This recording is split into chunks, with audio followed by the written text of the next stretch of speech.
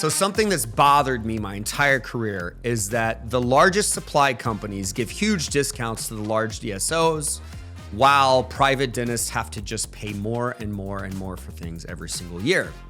What's also bothered me is that there are some buying groups out there in dentistry that claim to save private dentists a bunch of money, but those buying groups are still utilizing the big companies that have been overcharging dentists the entire time. And those buying groups aren't necessarily giving dentists the low pricing that the DSOs still get.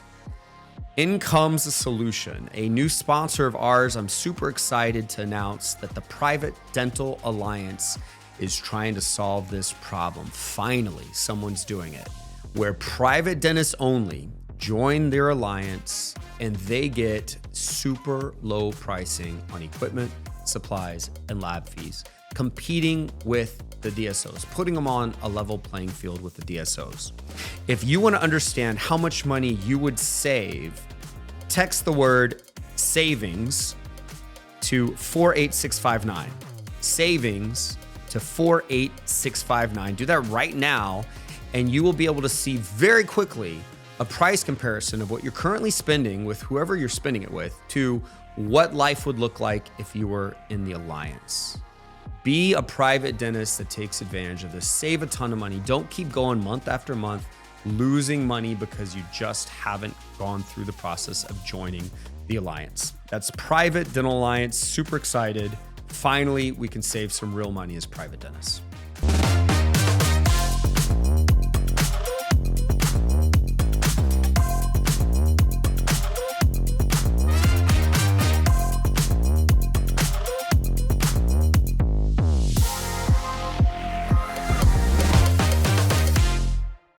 We have a huge problem in dentistry.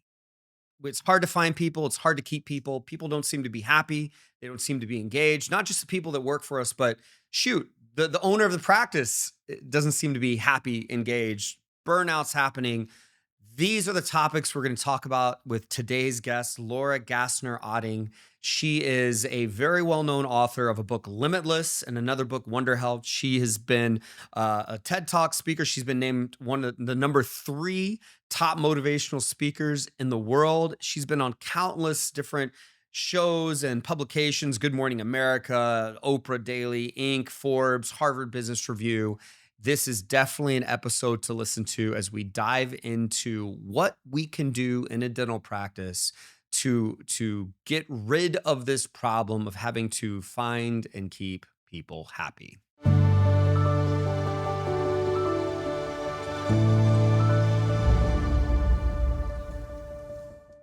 All right, Laura. So as you heard, thank you so much for joining us on the Dental CEO podcast today. And for those of our listeners that have not heard you speak before, haven't read one of your books, could you spend a little bit of time kind of giving an overview of who you are and what you do?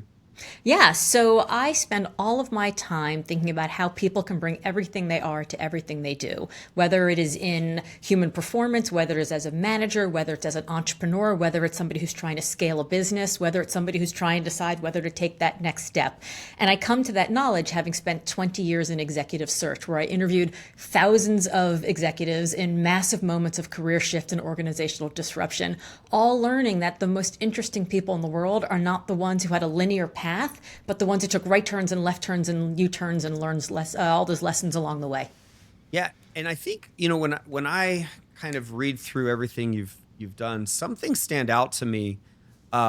You wrote a few books that became bestsellers. I think the one that I recognize that I haven't read yet, but it's now on my list of I listen to books every morning. So I put it on my list, but that's the one, Limitless.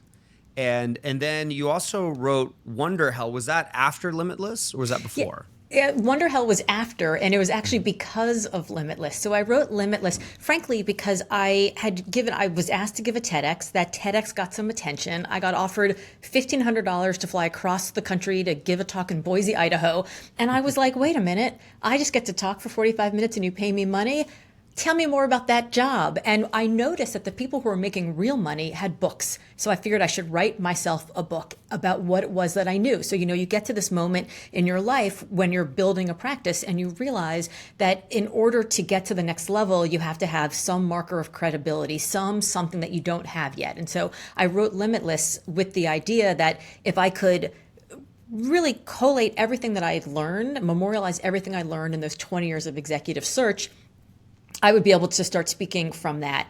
And then that book came out and it actually debuted at #2 on the Washington Post bestseller list right behind Michelle Obama. And in the moment that it debuted, I had this experience where I thought, well, I'm exhausted from everything it takes to launch this book. And I left my humility back in the waiting lounge in Vancouver before I got on this red eye back to Boston.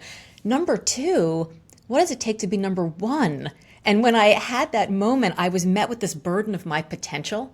This what else can I become in my life? And once I had that, I couldn't get rid of it. So I called 100 different glass ceiling shatterers, Olympic medalists, startup unicorns, thinkers, creatives, entrepreneurs, artists. And I wanted to know how they got out of this moment, dealing with this burden of I know I can be more, but I'm filled with doubt and uncertainty and anxiety and exhaustion and impostor syndrome. And so Wonderhell was actually born out of what happened with Limitless.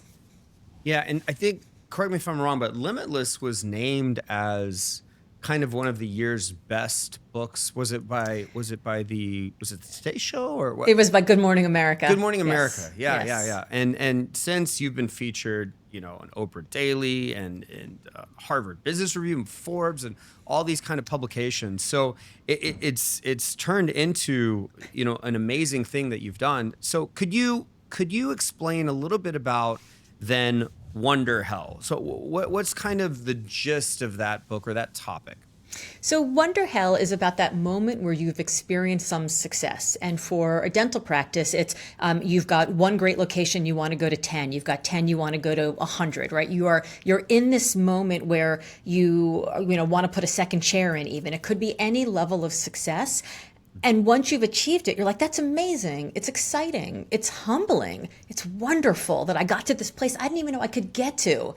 And inside of that success, you now walk through the doors and see even more doors that you never thought were possible. And when you see those doors, you see this version of yourself that you never thought was possible.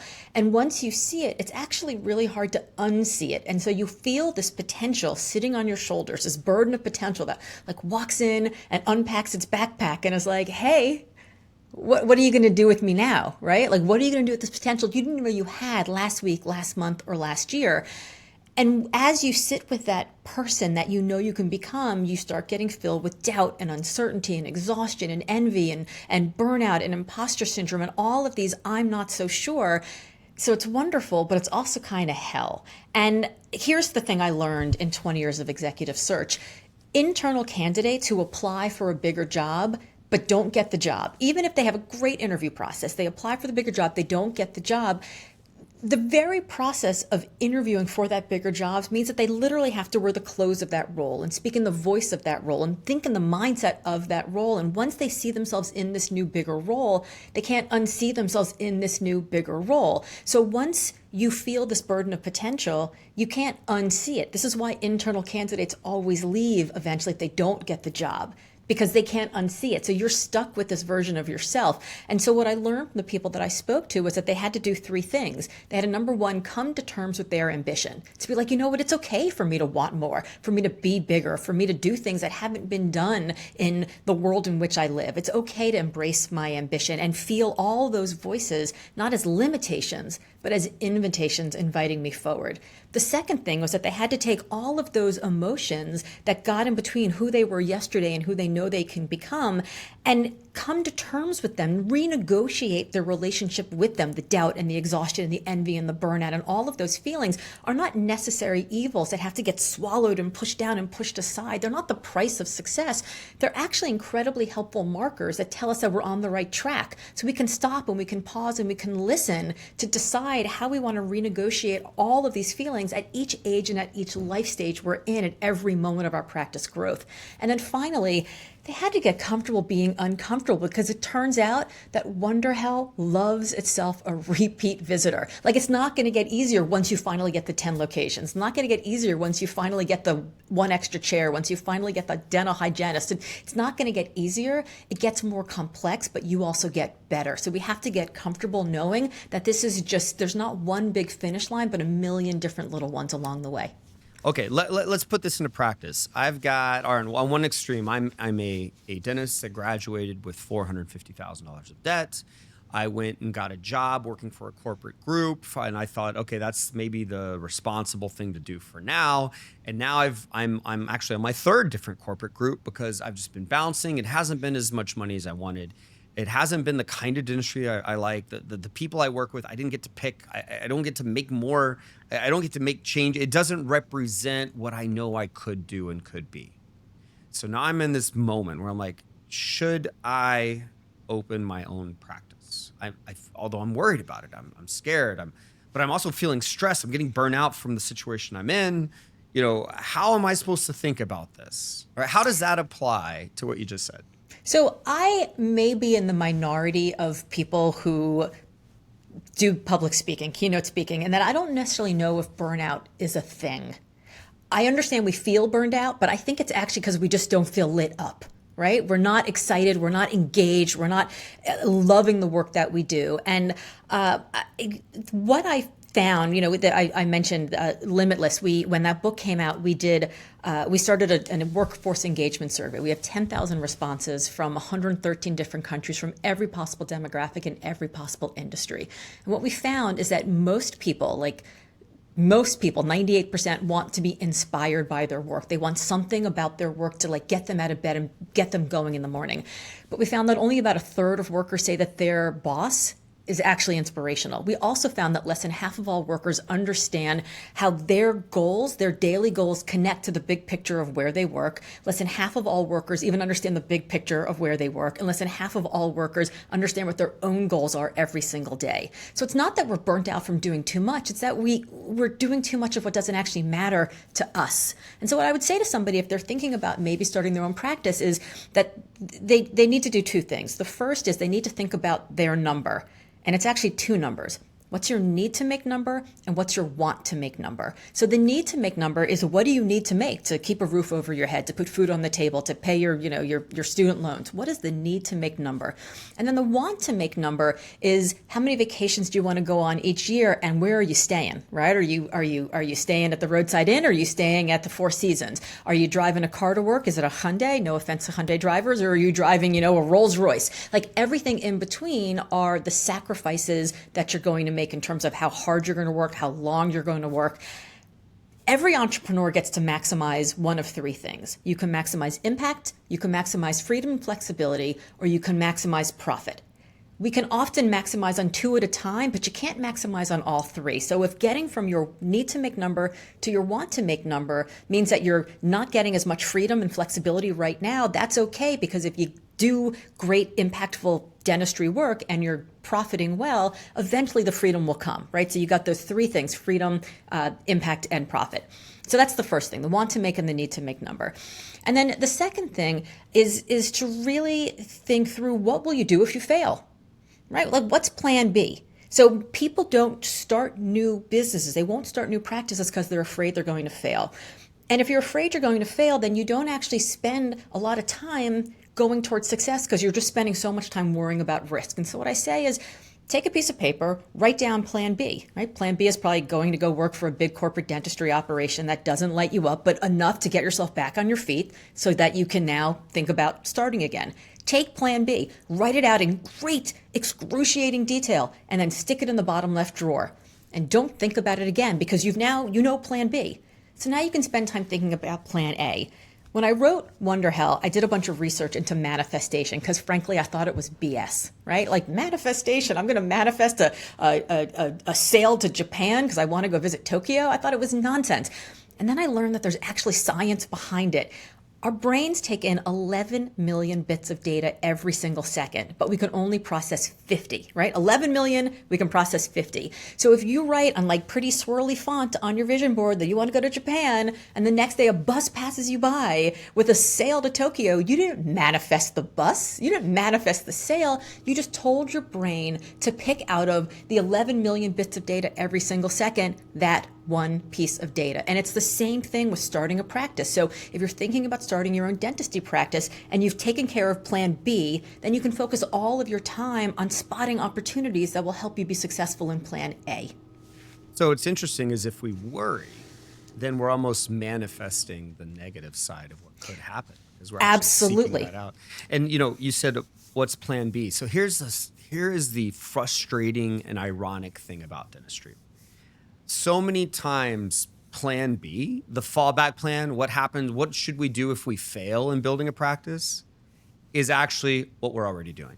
So like, let's say I go start a practice, if for whatever reason it doesn't become what I want it to become, and I sell that practice, I get out. What's my fallback plan? What I've been doing for the last 5 years, working for someone else anyway. In other words, the worst case scenario is what people are they're living worst case scenario because they just haven't taken the initiative, that uncomfortable confidence it takes to kind of move forward to the next step. Yes. And so that's very interesting. Now, you said there's no burnout. Maybe we're just busy doing the things that don't fire us up, right? So it's almost like someone had told me one time, when you work hard for someone else's vision, that can be stress. But when you work hard for your vision, that can be passion. And passion and stress feel completely different. Yeah, right? like think about it. Have you ever been so busy doing something you love that you just lose track of time? You forget to eat. You're just so in flow. You're in the zone. You never finish that and go, wow, I feel so burned out. I was working so hard.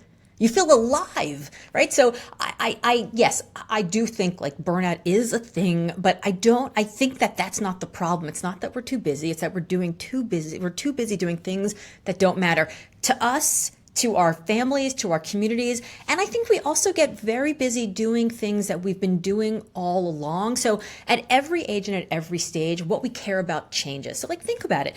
If you decided you wanted to become a dentist when you were in college, right? You go to dentistry school, you made this decision about who you wanted to be and what you wanted your life to look like literally before you had a fully formed frontal lobe, like the part of your brain that actually dictates good sound decision making. So even if you are madly in love with dentistry, right? And I am madly in love with my dentist. He's incredible. And he loves what he does, which is part of what makes him incredible. What he wants out of his practice has changed. Like when I first went to go to him as a dentist, he would saunter into the office and his hair was slicked back and he was wearing like a black t-shirt and black jeans. And we used to refer to him as like Mr. Dentist, like rock star dentist, right? Like Dr. Dentist, rock star. And then he got married and he had a kid. And, I've been with him now for 20 years and now he wears like pastel colored golf shirts and he's all gray and he's like a different guy. So the way he manages his practice is different today than it was 20 years ago because what he wants out of life is different today. And I think for a lot of people in any line of work, but especially if you are the head of a practice and people depend on you, you feel like you have to keep doing all the things you've always done because that's keeping all the people who have always been there happy. And I think stopping every 5 to 7 years or so and saying, is this still my calling? Do I still love this work? Do I want to do more practicing of dentistry or more running of the business? Like just that question of what lights me up? Calling. Connection. Does the work I'm doing on a daily basis actually connect to that calling that I've just re-identified as either the thing I still want or identified as the different thing I want? Then contribution. How does this work contribute to my life in terms of the way I manifest my values on a daily basis, the kind of money that I'm making, the career trajectory that I'm building? How does this work contribute to my life? And then finally, control. How much personal agency do I have over how much this work contributes to my life and how much it connects to my calling? And again, at every age and at every stage, the amounts of which we need the calling and the connection and the contribution and the control will change. But because we made the decision when we were prefrontal lobe, we have this idea of who we are, and we never stop to give ourselves grace along the way that we might have changed, that the world around us might have changed, that the people in our lives might have changed. And so it really bears, it's really important that we sit down and we have that conversation with ourselves, with our partners in business, in life, every 5 to 7 years, and just ask ourselves, if I'm doing too much of what doesn't matter to me, what does actually matter to me?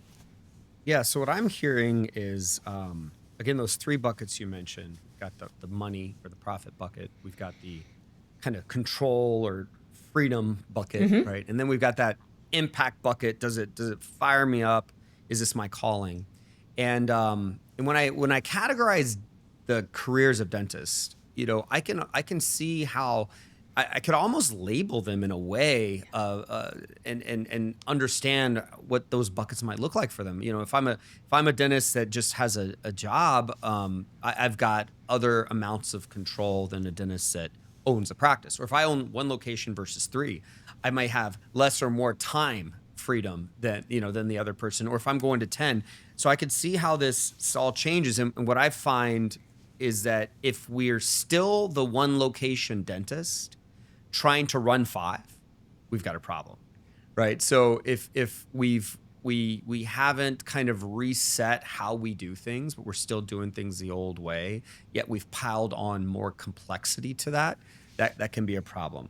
Something you said that was very interesting to me was kind of this thought of impact, and how when you interviewed people, almost everyone wanted to have impact or be connected with the organization in a bigger way. But only about a third of them, you said, had, bosses that would motivate them in that way. Now, I'm thinking now as not just a dentist, should I own my own practice or should I have multiple practices? But I'm now also thinking as, the leader in a dental practice. How do I keep my people? How do I keep them engaged? How do I keep them happy? So are you saying that walking them through the process of what motivates them in a practice, or trying to get them to buy into a bigger vision or a bigger why is super impactful? Is that what you're saying? It's everything. It's not just important, it's everything, because every one of us will define success differently. In 20 years of executive search, this was my job. Call the most successful people in the world and recruit them away on behalf of my clients, right? Call people who have never heard of me, who have never heard of my search firm, who might not even have heard of the organization I'm recruiting on behalf of, and call them up and ask them to turn their lives upside down and move their families across the country or across the world to take a job they didn't even know existed. Sounds like a hard job, right? Call the most successful people and get them to upend their lives, except for the fact that despite all this success, they weren't very happy. And I became fascinated about the fact that I would call them because they were super successful, but they weren't all happy, so they'd all call me back. And I thought, if these people who are the most successful people aren't happy, what chance do the rest of us have? And it turns out that we all define success differently. We've all been given this idea that bigger, better, faster, more is the only definition of success. You've done 10 this year, you have to do 100 next year. You did 100 next year, you got to do 1,000 the year after that. We've been handed this idea by teachers, by family members, by, the Kardashians. It doesn't matter. We've been handed this idea of success is this fastest and most expedient path to the biggest number possible. And for a lot of people, that's not it. I'm sure there are plenty of people who listen to this podcast who say, yeah, I want to make enough money, but I want to be home and have dinner with my family every night, right? Or I never want to see my family. I want to make all the money I possibly can. Everybody has a different definition and everybody's right. And that also goes for your team members. So at the end of the year, if you've got somebody, say you have somebody who in your practice is in charge of revenue, they're in charge of sales, right? They're doing sales and marketing, and you've had a banner year. So they come in and you give them a bonus. They're going to walk into your office in 6 weeks and 3 months and 6 months with that, what have you done for me lately face on? So what do? You hand them more money and you hand them more money and you keep hitting that easy button and they keep walking into your office with that same face. But it may be that what they really love about your practice and why they're here and what they sell about is how you have this great community partnership with the local elementary school and help kids learn how to brush their teeth, right? I don't know, I'm making that up. So maybe putting them in charge of your community partnerships will actually allow them to feel super invested in the work. Some people want to be literally invested. They want a profit share. They want to feel like they own a piece of it. Some people want to take Friday afternoons off because that's when they get to visit their grandmother in hospice. I don't know. Everyone has a different thing.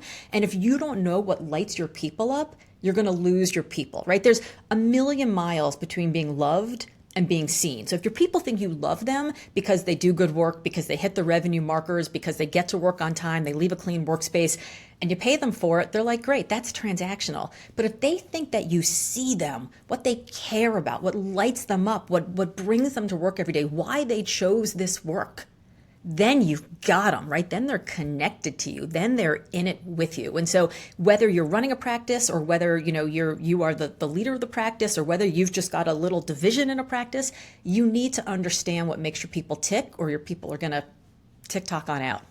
Yeah. And to put this kind of into practical terms in dentistry, sometimes it's very difficult to figure out a big why in a dental practice. Why does a receptionist want to work in a practice? What's this big life-changing thing that lights them up? And it's just dentistry. It's just answering phones. There's nothing sexy in there. There's nothing that can create this deep passion in people. So sometimes it's hard. Although clinically, you can find that people that are on the clinical side can be passionate about the clinical work, passionate about helping people, passionate about building beautiful thing, smile makeovers, all of that can be passionate.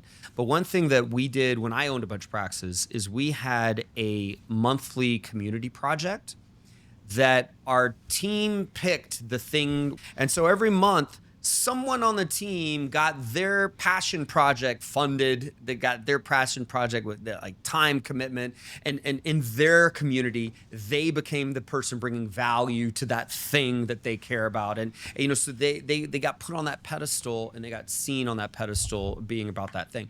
And so that was just one little practical example of what you just said. Well, and to get practical, we can also say, like, for your receptionist, it's actually easy to figure out what makes him or her tick. You look at the pictures that they put on their desk. Are they putting pictures of their kids? Is their kid playing a soccer game? Is it a picture of their grandmother? Is it their dog? Ask questions about that whatever they are bringing into the office to show. If you're connected on social media, if they have a social media account, after you've employed them, like, just see what they care about. And if what they seem to care about happens on a Thursday afternoon, like when they come in on Friday morning, ask them, how their kid did that day. Like, just start that relationship and start watching what lights them up. Start watching what they care about. And then give them some control. Ask them what they think the practice could do better. Where could we do better? What kind of role would you like to play in that? Because studies show that people will take jobs that give them more control, more autonomy, versus jobs that give them more power, right? So if you're giving them some input, some ability to actually affect what goes around them, they will feel better. In that research that I told you, we found, again, 10,000 responses, 113 different countries, every possible demographic, every possible industry. We found that people said that they will leave a bad boss. Okay, that's not rocket science, right? So we focused our research specifically on people who said, I work for a quote unquote good boss, a boss who gets good results, who has good numbers, right? Who's done the work, who's done the training, has all the awards on the wall. People who work for a good boss, but who say, I have no relationship with that boss, are just as likely to leave as people who say, I work for a bad boss. Isn't that incredible, right? So even if you're a great boss and your person doesn't feel seen by you, they're going to leave. So how do they feel seen? They feel seen if they have some control over how they work, when they work, where they work, just their sort of space around them. They have control. They feel seen if they feel like they have some input into the metrics by which they're measured. They feel like they are seen if they know that you know what they care about outside of work. So just ways that you can see them will allow you to give them more of what lights them up in a way that, frankly, doesn't cost you any more money. Yeah. So dentistry is suffering from one of the largest epidemic size issues we've ever seen in dentistry, where we are losing people like crazy and we can't find new people to replace them. At the same time, the practices are growing. So there's this like pressure cooker, and what's happening is salaries are skyrocketing and the quality of care sometimes is suffering, and it's just a mess that is stressing a lot of people out right now. What I hear from you is maybe we could have a thoughtful approach that says we need to pay people well. we also need to give them control and freedom on different aspects of their job. And they need to feel some sort of connection to their inner calling that is related to their job. And if they have the connection, if they have the control, and if there's enough money there, those are the ingredients. That's a recipe for someone that's happy, that's going to stay, that's going to appreciate it. Maybe. Absolutely. Did I say that correctly? Yes, you did. And here's the thing. When I would call all those super successful people, I would listen for about 8 motivating factors that would excite anybody at any time to consider a new job.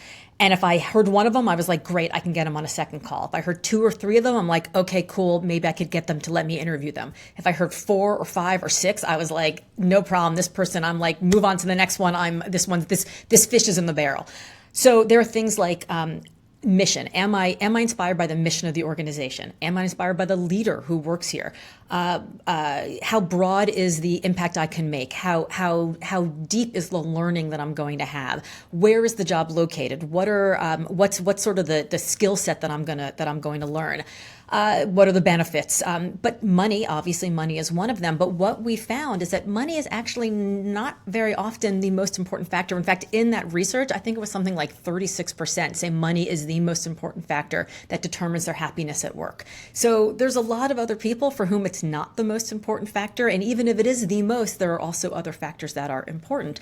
So your people are inspired by, obviously you have to pay them a fair wage. It has to be a competitive wage, but there's so many other factors that go into why somebody feels excited about a job, why they want to come work in a job, why they want to stay in that job. And again, those things are going to change. So if you've had somebody who's worked for you and they've been amazing for 5 years and now they're kind of starting to mail it in a little bit, it's time to have that conversation. So if I'm a CEO of an organization, a dental organization, I could say, okay, I'm going to have a budget.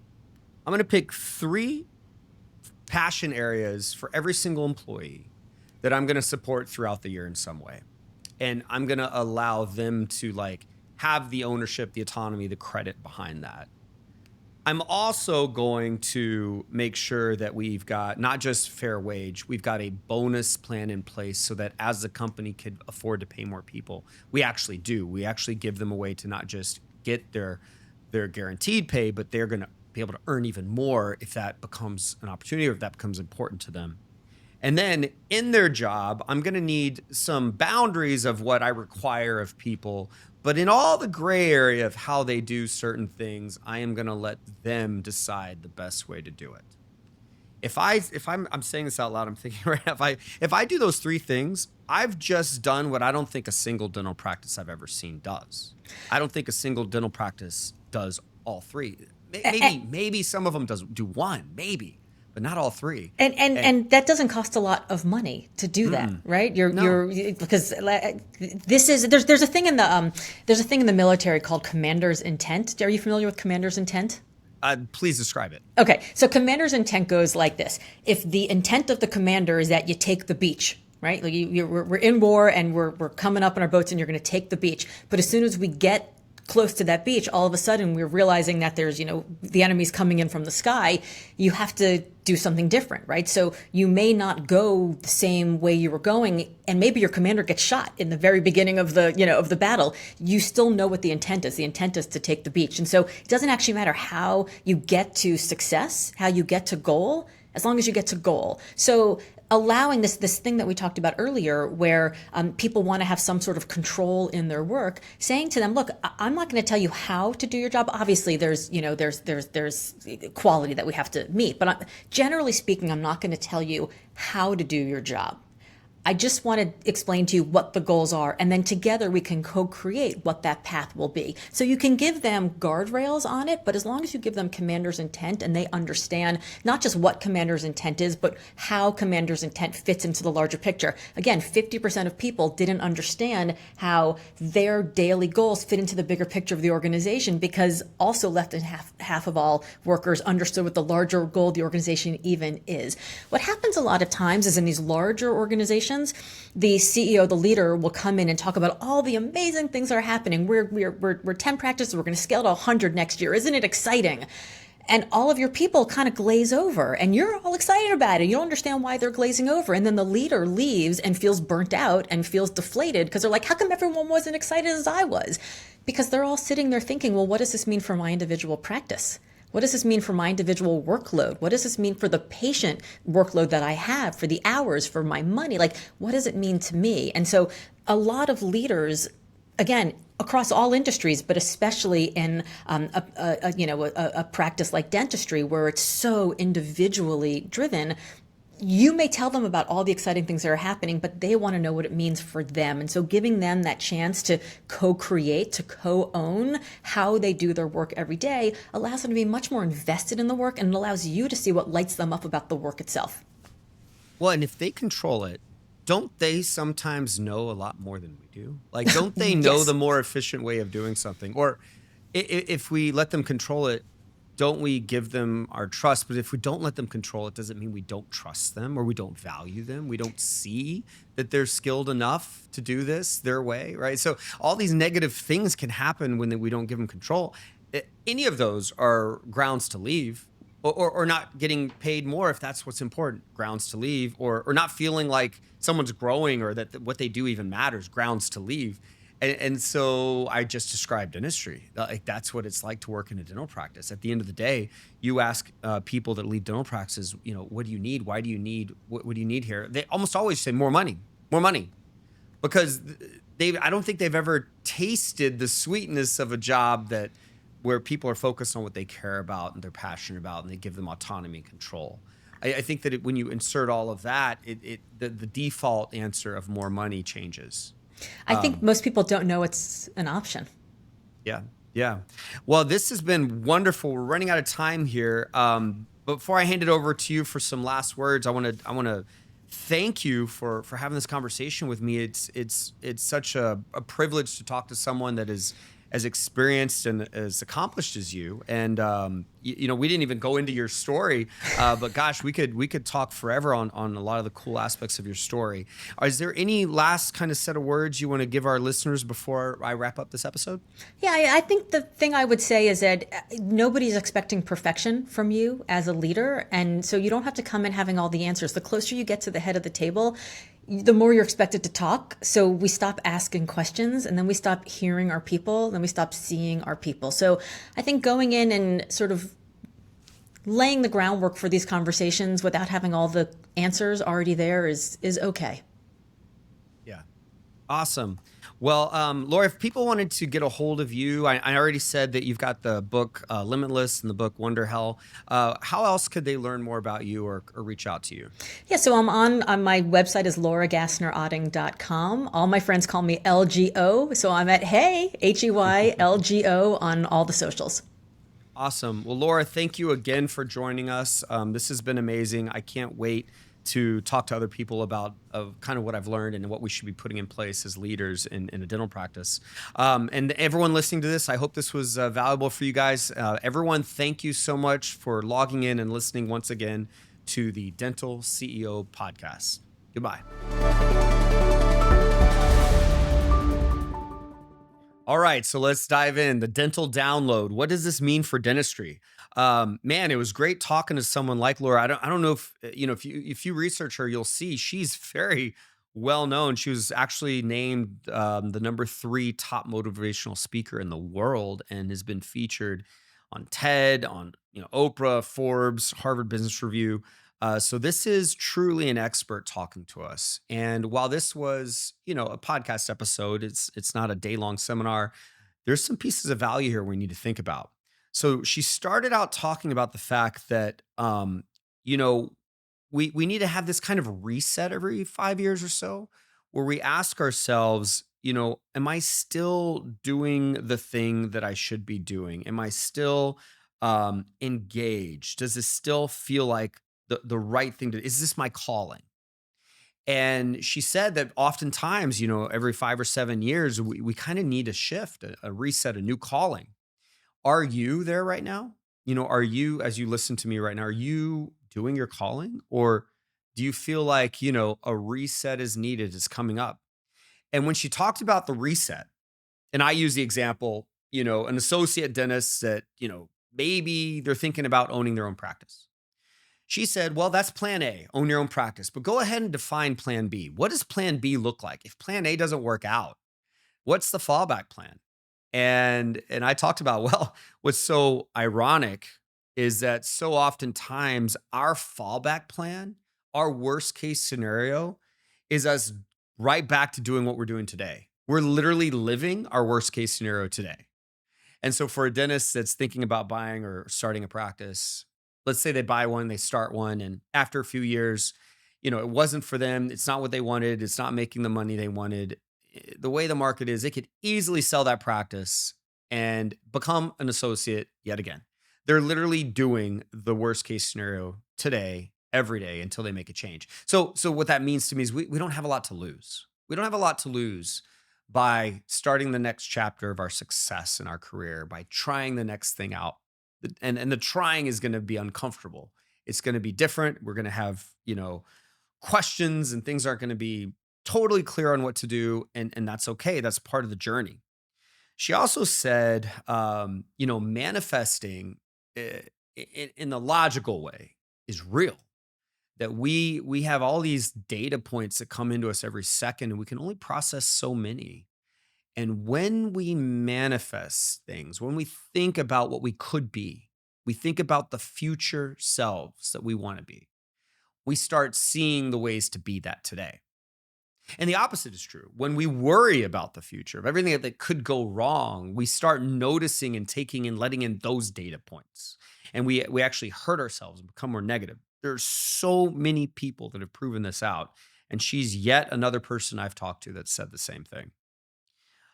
She also spoke about the fact that, there's not really, in her opinion, this true concept of burnout. That really what it is there's three main buckets that we need full enough. One bucket's money. One bucket is freedom or control. And then one bucket is kind of that passion bucket. Are we doing what matters? And I think that if you're a dentist listening to this, how are those three buckets for you today? Are you doing what makes you passionate? Do you have enough freedom, control, time freedom, and freedom on the kind of dentistry you do, the type of people you work with, what the facility's like? And what about the money? Is that money bucket full enough? And I think that burnout happens when we're low on these buckets. We might be low on just one bucket, but that could burn us out. Like we may have zero passion in what we do, even though it makes us money and gives us some time freedom. If we have zero passion, we can feel burnout as a result of feeling lost or insignificant, like we're just wasting the years away, spinning our wheels, and we're not moving forward. Or of course, if there's not enough money or if there's not enough freedom, we just feel like we're working so hard and we're not getting anywhere there either. So I think it's these three buckets that can get out of whack sometimes that make us feel burnout. It's also those three buckets that can make our team feel disengaged with working in our practices. If they don't feel like they make enough money, then at some point that's going to break. Or if they feel like they don't have enough control because we don't maybe trust them or we don't see the value in them, we don't understand, like they're being forced to do it our way without respect of their way, with their ideas, that can burn them out and they can leave. Or of course, if they don't feel like their job with us enables them to have a more fulfilling life, a more passionate life, whether that's dentistry related or not, if their job doesn't make them feel that way, their job therefore can feel like a dead end. And so, we spoke briefly about like what are some practical things we could actually do. We can make them feel passionate by supporting these passion projects. Once a month, we support someone's project and we try to hit 2 or 3 projects per person per year. That means we need a budget, we need a meeting, we need a decision, and we let them go. It could be as simple as here's $1,000 for the local football team, or it could be, yes, we're going to support the 5K run, set up a booth. We are going to promote this or that or the other, whatever is important to them. Also, how do we make sure that there's enough money? We got to pay them a really nice wage, But then we also need a bonus plan in place that allows them to earn even more than a really nice wage. For those people where this is the most important bucket, we need to have a way for them to fill that bucket more. And so a bonus plan does it in a way that protects the company. We can pay more when we can afford it. So we need that. So we need the passion project, we need the bonus plan, and then we need to give people autonomy and control. She talked about them needing to understand, what we're trying to do. Like, we're trying to take the beach, she said. All right, well, what are we trying to do in a dental practice? If we're utilizing metrics tracking, we could say, look, we need to hit these 5 numbers. I trust you to make decisions minute by minute that will help us hit those 5 numbers. We do have certain goals or certain rules in our practice that we're going to adhere to. But outside of that, like, I trust you to do your job throughout the day as you see fit. And I trust you as long as you understand we need to hit this goal. And that amount of trust, as I even hear myself say it, I trust you. I bet that most dental employees have never heard that. They've never been told, I trust you. They've never been treated that way. And so, if I'm a CEO of a dental organization, I want this to be what it's like to work for me. I want them to earn good money and be able to earn more. I want them to know they're trusted and to have the autonomy, but also understand what we're trying to achieve. And of course, I want to support the passion projects that may have nothing to do with dentistry. Although we hope it does have, right? We hope the hygienists are passionate about learning facial aesthetics or learning, new treatments, laser treatments for periodontal disease. We hope that dental assistants are passionate about, helping oversee a big cosmetic case that changes a patient's life. We hope that, but not everyone is going to have an immense amount of passion related to teeth. And so we need to have some sort of avenue to support a passion that has nothing to do with teeth, but it's because they work for us that passion gets promoted and maybe fulfilled. I think that, if you're just listening to this for entertainment, you may listen to this episode and then when we're done and it may mean nothing to you. But those of you mature CEOs or those of you that are self-aware enough to know you're at a crossroads in your life, this episode might have been insanely important to hear. Are you struggling with finding and retaining employees? Learn something from this episode. Do something different. Or are you feeling like you're kind of stuck in your career or you're stuck in your situation? You don't have as much money as you want. You don't have as much freedom as you want. You just don't feel as passionate as you want to feel. Well, then it's time for a change. It's time to reset. What's the worst thing that could happen? Really, the worst thing that can happen is you're where you're at right now. You're literally living worst case scenario right now. You might as well try to do something new. This whole concept of resetting every 5 years. What a simple, clear, effective thing to recognize. So that we don't get caught, like when you're in a pool, you're swimming and your head's underwater and suddenly you go up for air and you realize you swam sideways on accident, right? We don't want to swim our career sideways for the next 20 years, only at the end to have some midlife crisis, mid-career crisis and say, what the hell am I doing? No, we want to put our head above water every so often, every few years, and ask ourselves, hey, are we going the right direction? Or has things changed? Do I need to reset? Do I need to point right instead of left? What a healthy thing for her to talk about. I hope this was interesting to you guys and helpful.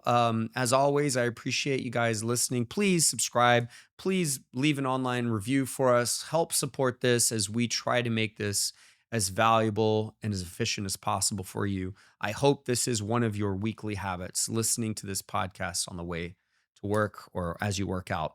Until next time, my name's Scott Leune, and this has been the Dental CEO Podcast.